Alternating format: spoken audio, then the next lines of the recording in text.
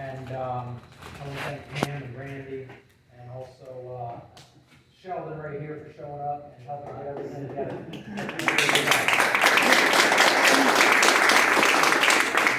All right, so some of you know me here. If you don't, my name is David Hurley, and I am now 39 years old. I'm the guy in the signs over here. I'm 39 years old. A little bit about me. I joined the Marines at 17.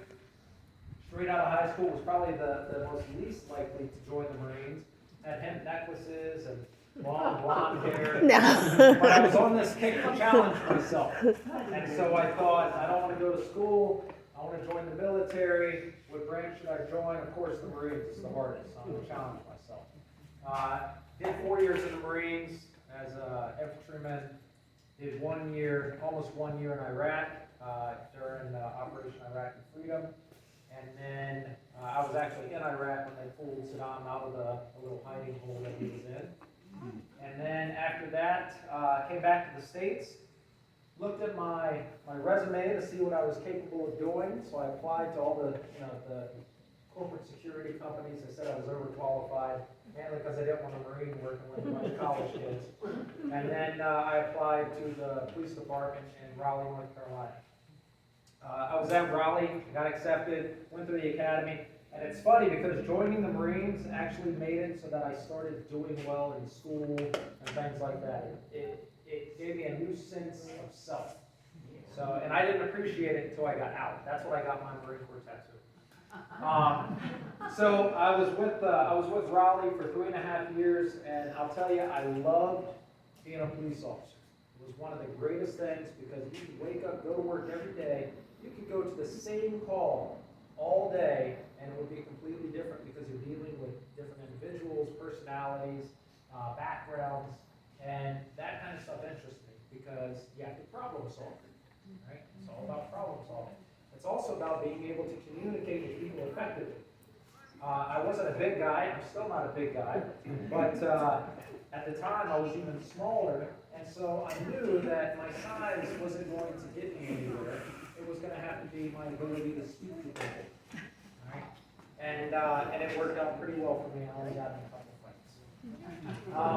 After that, I was actually sitting in a parking lot one night. It was cold in the wintertime.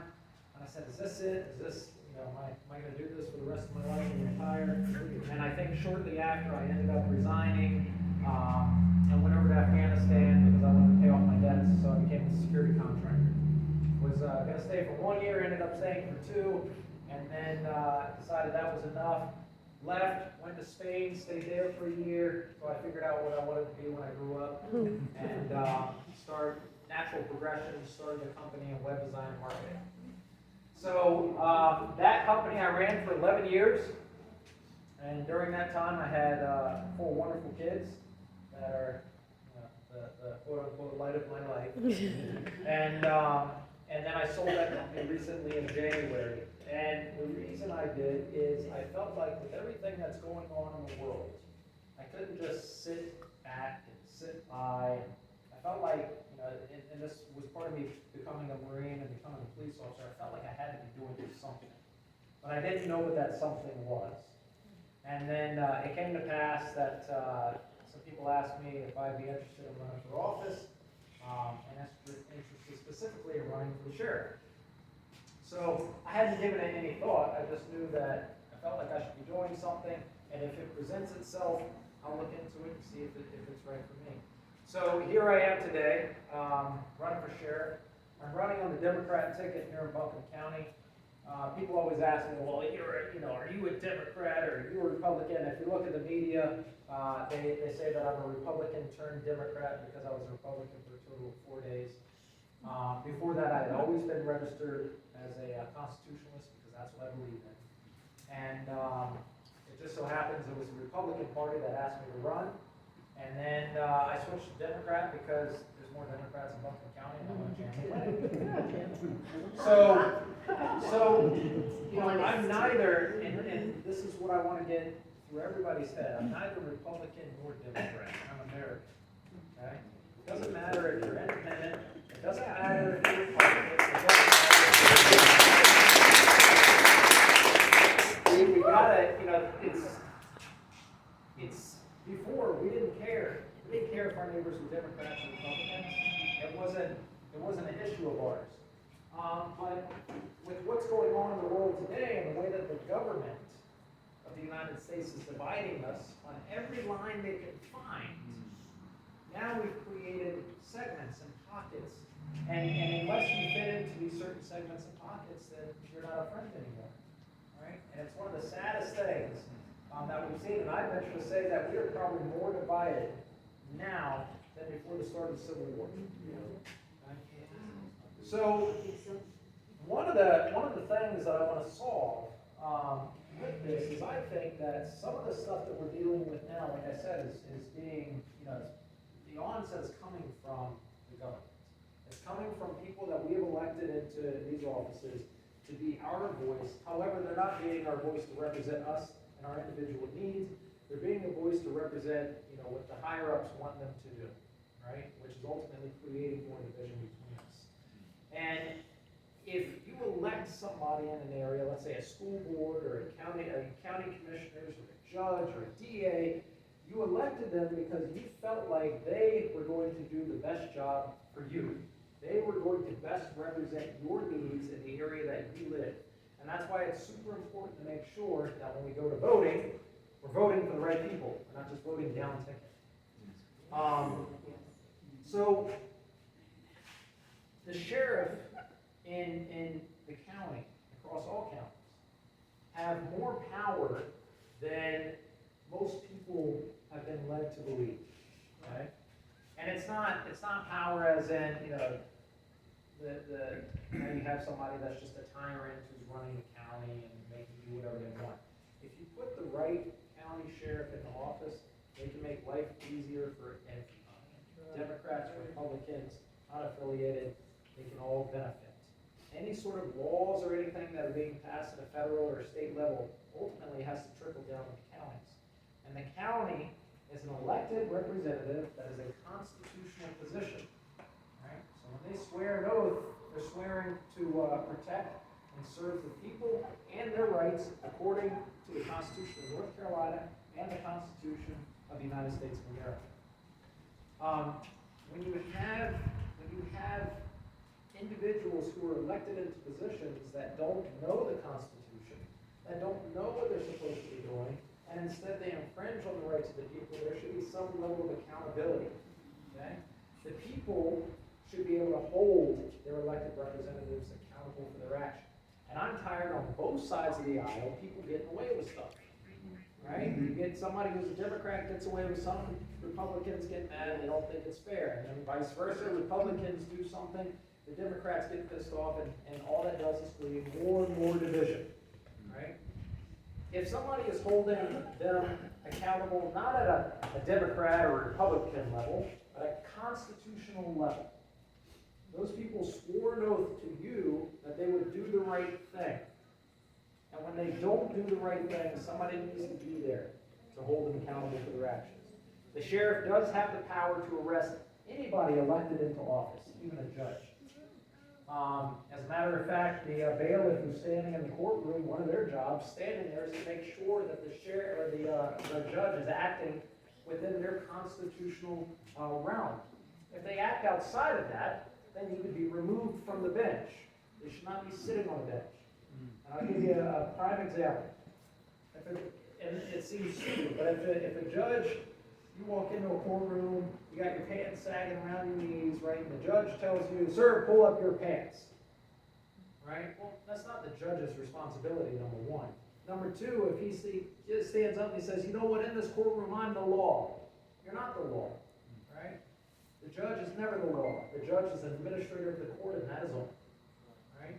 So what we see in America right now, from judges to DAs, and I know a lot of people have a problem with the DA in this county, judges to DAs, to mayors, to city councilmen and women, county commissioners, to school board members.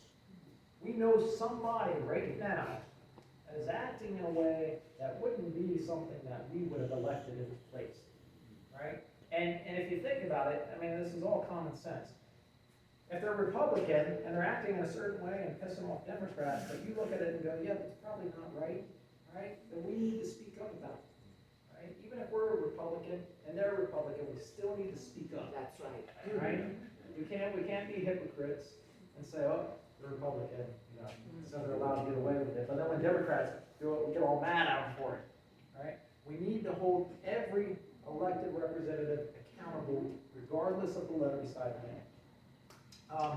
The other thing that I want to do is, I want to make sure that people's basic human rights are being respected. Now, we're dealing with, you know, the issue of mask wearing and vaccines in America right now. And again, it's just another line to be drawn in the sand to divide us, right? I'm pro-choice. That's where I stand, right? And the thing is you've got so many different court cases across the country right now that'll say, no, that mandate is unconstitutional. You can't do it, right? You can't mandate masks. Down in South Carolina recently, I think the governor down there put a ban on masking kids in school, and then of course there was a court case over it to try to say that the ban was unconstitutional, and the Supreme Court recently upheld that the ban is indeed constitutional. Okay, so it's constitutional. So the kids don't have to go to school in masks. If we really cared about listening to the constituents, if the school board cared, and it wasn't so much about getting federal funding and making sure that that federal funding pipeline stayed intact, then we can very easily say, you know what? We're just going to have unmasked kids on this side of the school, masked kids on this side of the school, and then we'll alternate schedules. And that seems like it would solve the problem a little bit better, and it would make it so that you wouldn't have people so up in arms right now with one another. And it's funny because if you go to a school board meeting right now, you walk in there, you go through metal detectors, and there's deputies everywhere. Well, if we elected these people, why in the world do we have metal detectors at the doors? That doesn't show a whole lot of confidence in the people that got elected to do the job that we hired them to do. County commissioners the same way. So our basic human rights, you know, go beyond just masking or vaccines or not vaccines. It also goes into things like when you show up at a court date, you should be treated with respect, right? You should have your day in court, and it should be a fair day in court. You shouldn't have to say, hell, people are sitting in jail so long now that the courts and everything are so backlogged. Whatever happened to our right to a speedy trial? Now it's almost no such thing. And it's so backlogged in the jail, people are sitting there in the jail just because they don't have enough money to get out and bail themselves out. And then you got traffic cases, people get pulled over for traffic cases show up in court. They don't even have the manpower to listen to it or litigate it, and so they just pay the cost of court and let them on their way. That's a failed system in my eyes. A failed system. Okay? The sheriff, I feel, should be getting into the mix on that, figuring out where it is going wrong and making sure that it's righted. The Constitution is very clear on how things should be working. North Carolina Constitution is very clear on how things should be working. So first and foremost, I think that the sheriff should understand both of those documents and how things should be working administratively. And if we're doing that, we might be able to relieve some of that backlog in the court system. We might be able to, make it so that we're not at our throats, at each other's throats, over this masking and unmasking and vaccinated and unvaccinated thing. Okay? The last thing, and this is probably one of the hottest topics, because both sides are very passionate about this, is the police and community relationship. It wasn't that long ago, we see it in movies, still, older movies, where the police walk up and the kids are so happy, and the residents in the neighborhood are waving at the police. That's not what it's about now.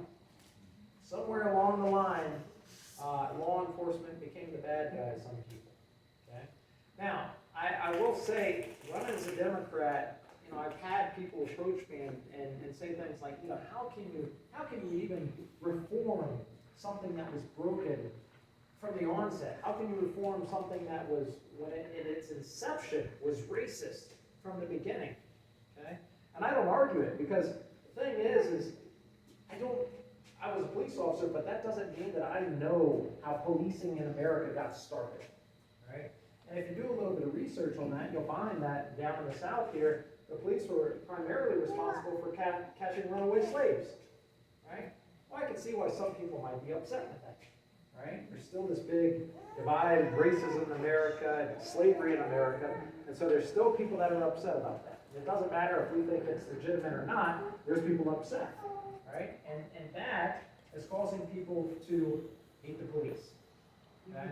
So what I think that we can do to solve this problem is, A, we can make it so that the police have the tools they need to go out and be able to effectively talk to people. If people can go out and effectively talk to people, you go a lot further. And it doesn't, in any job even, right? In any job you do, if you can look at somebody and talk to them with respect and dignity, you're going to be able to sell more things. You're going to be able to get a lower price on stuff. If you go up and you're too blunt and forceful with things, it gets nowhere, and we know that. And it's something that we've been taught from the very beginning, when we were knee-high to grasshoppers, is to treat people with respect. I will say that 95 to 99% of the officers I ever worked with do exactly that. And it's sad because in this defund the police movement, you know who's getting fed up with it? It's the veteran officers that have been around forever. It's the veteran officers that have established the relationships in the community. It's the veteran officers that go out and know people in these Section 8 neighborhoods. They know them by first name. They've known them for years and years, and there's a mutual respect. And instead, what's getting replaced is these young officers that are coming out of college, that are now wearing a badge. And I'm not saying that all of them are bad, but there is going to be a higher percentage of those officers that get a badge on their chest and a gun on their hip and realize that they've got more power than they ever had before. And that can be abused. My goal is to be able to give officers the training they need to be able to communicate effectively. But secondly, we need to be able to measure this, quantify this, right? Well, an officer right now, most law enforcement agencies require their police officers or deputies to qualify twice a year with firearms to make sure that they are proficient at shooting, okay? But yet, most departments, and I don't know of any, but I'll keep looking, most departments or sheriff's office have no requirements for communication. And it's as simple as doing scenarios. You walk into a room, hey, here's a scenario. You need to go in and be able to try to de-escalate and end the scenario successfully without using some sort of escalation of force. Now, I'm not saying that we're going to be able to always do that, but we sure as hell start off on the right foot. If we walk into a situation being respectful and courteous, we can go a lot further with that. Okay. Little side note: when I was going through the academy in Raleigh, the academy, as part of passing the academy, we had scenario training. We had to pass these scenarios, and that's exactly what you had to do. You had to walk into a room, and they told you this is a domestic dispute, this, that, and the other. And you walk in, and there's a guy in a red man suit, and he's ready to, you think he's ready to pound you, but you can't look at him as the enemy. You have to start talking to people. You get down to the bottom of what's going on. And once you do that, you find that, the guy in the red man, he would just turn around and you put him in handcuffs. Or you could just separate him. Right? But so many officers now, they get into situations where, and sometimes it's not even the officer that showed up first on the scene. That's all fine. It's the second officer that escalates the situation and puts everybody else at risk. That kind of stuff has to be stopped. And not to mention, the media is hungry Yes. for an incident to happen. And I'm surprised that what happened in Woodfin recently, where the guy got tased a couple times, I'm surprised that didn't start. That one officer was great. It was the other. I know. The I detective know. that was freaking Yeah. out. And that's the kind of stuff, those incidences like that, that's the kind of stuff that gets national attention. And all of a sudden, you got some officer sitting in his car on the other side of the country, it just becomes a target because of some issue that happened here in Woodfin. And that shouldn't happen. The other thing that I think we should do, and it's funny, whenever I talk to a group of people, I even tried to implement this in Raleigh, was some sort of a fitness standard. It seems like the people that go out and risk their lives every day, making sure that at least they save, should be in the best shape of their life. Right? But instead, we're seeing officers that are getting out of cars, and it takes them, 3 minutes to get the pants pulled up, and they walk on up to the car, and they're out of breath by the time they get there. And I'm thinking to myself, if somebody has just committed a crime, and they know that this officer can take them to jail, and it just so happens that they made a right on red and got pulled over, that person is going to stop at nothing to take this officer and make an example out of him. Right? There are some people out there that have no respect for life. And if you don't even have enough respect as a police officer or as a sheriff's deputy to show up every day in uniform that looks good, and you are in the best shape of your life, and you have no business being in law enforcement. Right? And I think another thing that does, and I haven't looked at the statistics on this, so don't quote me, but I think another thing that can do is actually cause people to escalate their use of force quicker.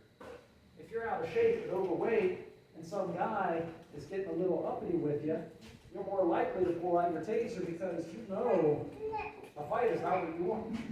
Right? You're likely to have a heart attack if the guy grabs a hold of you.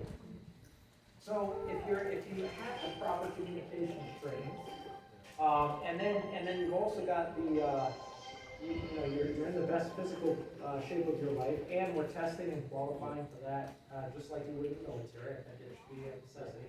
Then I think what we can do is reduce the use of force issues that we have in law enforcement right now. The other side note with that is, I think, and this is something that I've just noticed over time, is that we need to make sure that deputies and law enforcement in general understand why use of force exists, right? And what we're seeing now in America is somebody will open up the car door, step out of the car, sir, and I'll step out of the car, passively resist. Then pull out a taser and tase him, right? Well, I get it, we wanted the guy to step out of the car, but we saw the incident in Woodfin, that guy, he just got pissed off. The taser did nothing to him, right? And so that right there can turn a situation from not good to horrible in a matter of a few seconds. And if somebody gets in an altercation with somebody that's just pissed off beyond belief, and they're a lot stronger than you, and they take your weapon, who knows, right? I'd like to see everybody go home at the end of the shift every night, and if I'm sheriff here in Buncombe County, I can guarantee you that there will be fitness standard for deputies. And I don't care if you're a detective sitting behind a desk, you still have to go out and knock on doors. And you don't know, if you knock on the right door, the suspect who you think murdered somebody, there's nothing that says that they're not going to try to take you out as well. The second thing is I think by doing these scenario training and also giving people the proper communication tools, that small percentage of officers that just go into every situation badge first, they can just be eliminated. We'll know who they are before it ends up as another statistic in police brutality or whatever you want to call it. I think that's something that we can solve. So that's a little bit about why I'm running, who I am, and then also some of the major topics that I want to work on. I can go on and on about homeless issues that are going on across Buncombe County right now. I could go on and on about the drugs that people are facing, and I spoke mostly about that in Barnardsville. That's just one of the things that people are finally pissed off enough about and want to get rid of. But what I want to do here in Black Mountain is figure out from you guys, what is it in Black Mountain that you guys are dealing with? And if I'm sheriff, what kind of problems can I solve? And then also, just ask me questions in general, and I'll answer them. So, go ahead. Let me start a new recording.